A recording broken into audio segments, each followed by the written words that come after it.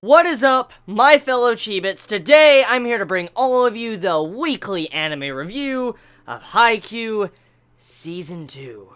And we finally, after a long time, we finally get the Tsuki character development.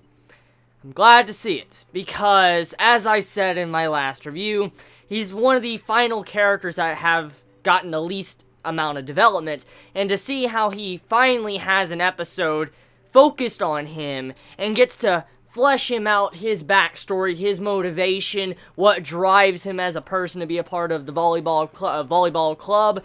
There's just a lot of good content here. If you're a fan of Tsuki, I think you're gonna love this episode, because I want to be real here. I'm not the biggest fan of Tsuki. I'm not. I mean, I made that, I think, very clear in Season 1 reviews, and then also somewhat in Season 2. I made it very clear. I've never been the biggest fan of Tsuki. And seeing how we're getting this type of development, for me as not a big fan of Tsuki, to see this type of episode, I actually like his character now. I really like his character now, because, for one thing, I could see why he acted like he did now that I see his backstory.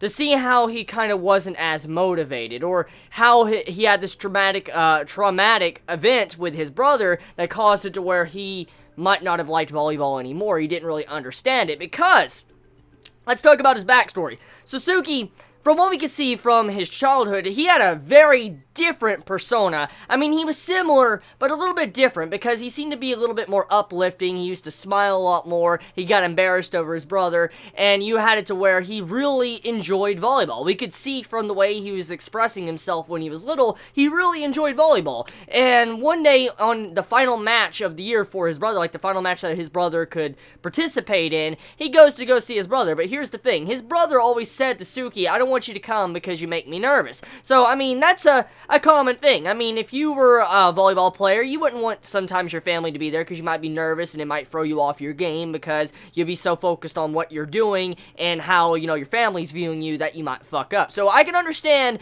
how, Tsuki believed that entire ordeal, because that does happen. And when Tsuki finally came there to kind of come as a surprise, he finally found out the truth. His brother is a bench warmer. His brother was lying. His brother did not let him know the truth about what really happened. When his brother said, "Yes, I'm the ace," and all that, it was a lie. And from what we could pull out of this is that Tsuki's brother, he loved volleyball. He really loved volleyball, but he didn't want to shame his brother. He had pride. The pride he had was he didn't want to let his brother down. He wanted to hold his pride as an older brother, a figure that would strive his brother to be better. For instance, his younger brother to be better and a better volleyball player. And that's kind of what he did, but in the way that him finding out about that fucked him over to where he didn't really have this passion for volleyball for a long time until just now, very recently. So, I mean, this episode, I feel like, was perfectly executed to demonstrate the character development of Tsuki and how he's going to be changing for the rest of the series. Because now, one of the main focuses of this episode is showing the rivalry between Tsuki and Hinata, because there was a comparison with some symbolism of the sun and the moon, which, very cool, by the way. Very, very cool. I love that type of symbolism a lot. And when you saw that one section of this episode, when you saw, like, the sun and the moon, and you saw Hinata and Tsuki just standing side by side, I love that scene so much. Probably one of the best scenes of this episode. I was like, oh my god, that's just so good. And then, like, the episode comes to an end after he realizes he's going to start being more passionate.